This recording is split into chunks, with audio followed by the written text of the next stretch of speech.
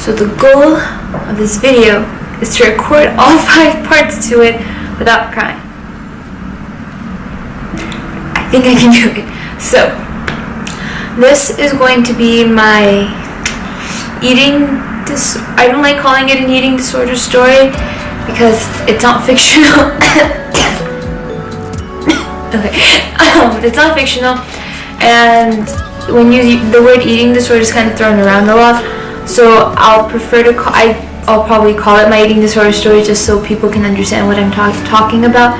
But it's more about overexercise, undereating, and my version of it, because eating disorders fall into different categories: anorexia, bulimia nervosa, orthorexia. So I never threw up or anything like that, forcefully threw up my food, but a lot of it I did just restrict.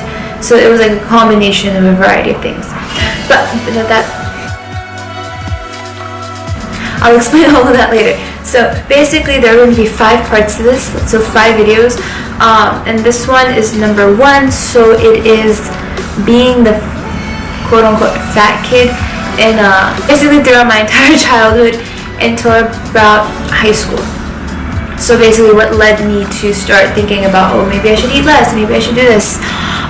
So when I was born, I was normal weight, but like as I reached toddlerdom, I was a little chunkier than most of the kids. Like my face naturally is like very round. I was born without like cheekbones, I guess, or they're buried way under. But I was always naturally like a little rounder. I had a little extra weight on me as a kid, and I was also taller. I'm 5'3" now, but when I was younger, I was taller for my age, so I just reached my max height like a lot earlier than everyone else. And so I was always like the rounder one. I was very uncoordinated. I wasn't able to do anything during gym class. I ran out of breath just walking from one end to the other. So I was always unfit as a kid. And I tried sports, and my parents tried to get me to play sports and everything like that. So I was constantly in something, gymnastics, basketball, karate. I tried karate. I made it all the way up to an orange belt. So I did that, and nothing really helped. If anything, it just kind of discouraged me. I give credit to my parents for being very consistent and trying to get me to do something, like to control the weight or control my activity. Not control, but like inspire me to be active. But I was so uncoordinated and so unable to, like, I wouldn't be able to do drills in basketball because I wouldn't remember which foot had to go first, or in karate I'd mess up the combinations. I was too unfit to like jump up and down and do all of like the drills. And I constantly felt behind and unable to do anything, to the point where when I reached middle school, I just felt useless. And I remember we had to do mile tests every year of middle school, so 6th, 7th, and 8th grade. And I would do the mile test, and I would just be last every freaking time. And every time, everyone would just be waiting on the sidelines, like, okay, we don't get to go back to our lockers or get to stop until like Alina's done. So now we have to wait for Alina to finish. I don't know why I'm coughing so much, but it's very nerve-wracking having to run, albeit as slow as I was running, with all that pressure, like, oh, everyone's gonna hate me, all the cool kids think that I'm really slow and they think I'm fat. And I'm laughing now, like thinking about it, just because it's like kind of fun to think of me running around the track like heaving and puffing a lot like that. But it was like it was pretty traumatizing as a kid, and I never was able to like lose the weight through any of these activities. I ended up quitting all 3 of them: basketball, gymnastics, and karate. I did all of them for a few years. None of it really worked. But I'm of Pakistani descent, and well, my parents were from Pakistan, so and beyond that, it's like a historical mess. So we're not going to get into that. But we were always very active in different Pakistani communities. I'm from New Jersey. There are like thousands roaming the streets of New Jersey. So we would go to functions and we'd meet other Pakistani families, and I had families, friends, and all of the relatives and everyone around me constantly telling me that, oh, you should try this to lose weight. Have you heard of the cabbage diet? You should just eat cabbage. What are the other things they told me? One told me to do Zumba. I remember that, and I was like, I can't even run. Like, you think I'm gonna do coordinated dance moves for an hour? No. And it got to the point where I would like block them out and I just wouldn't listen to them, because if I did, I'd end up crying. And there were a lot of times where after these functions I kind of just sit in the car and just be quiet because I didn't know what to say, because like 4 different aunties had tried to give me their version of like weight loss advice. And in hindsight, it was kind of annoying because none of them were like really that fit either. So like, I don't know, just because your kids are fit doesn't mean you're fit. And if your kids are fit, they could have just been blessed with a much better metabolism than I was. I don't have like a fast metabolism. Like if I eat more, then I gain. If I like eat less, I lose. Like it's like a pretty standard procedure.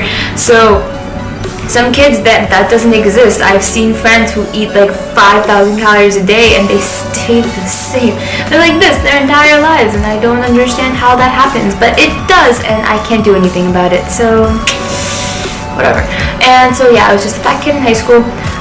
And it was really hard being like brown as well, because on top of that was all this pressure, like, oh, you have to wear like nice glittery little dresses to all the weddings and you don't fit into them and your size keeps going up.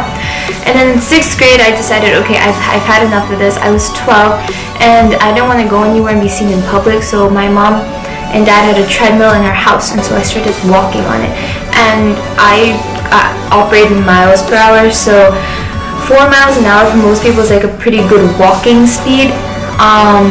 For me, that was like sprinting. It felt like I was sprinting. It was so fast for me. I could do maybe 10 seconds and I was done. So I started walking, and that was like my beginning speed. And I was like, I can't do this. And I walked for like a year. I just kept going on the treadmill. Eventually I got to like running, and like I was at 6 miles an hour, and I would run like a standard 3 to 4 miles a session. I didn't do much else. I did Pilates here and there. I was never really that challenging, so I don't know if it really helped. My posture is still kind of the same.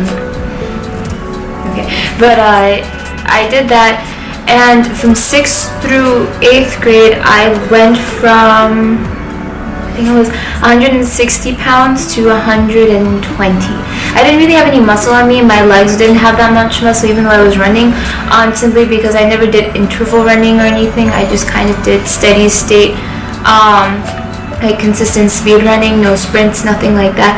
And I had a personal trainer in the middle for maybe like 6 months, but he wasn't really that great, and he didn't really challenge me weight-wise that much, so I never really built muscle while I was with him. And he wasn't really that nice, and he made me feel like I couldn't do anything. So I didn't really, weightlifting didn't like have a good appeal to me, because I was like, okay, if this trainer is telling me I can't do it, then like clearly it's not meant for me. So I just kept running, and I got to the point where I would go to the gym and they had a track, so I'd run like 6 to 10 miles consistently. And at the end of 8th grade, I did get to 120 pounds. And then I entered high school, and that is going to be video 2.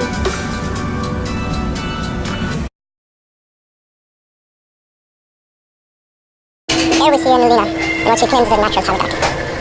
She will go down. That's what she said. That is good fun. Okay, we're proud of Alina. We're going to change the angle. Can't go farther than this. There's a bar back there. So I think I'm going to do it.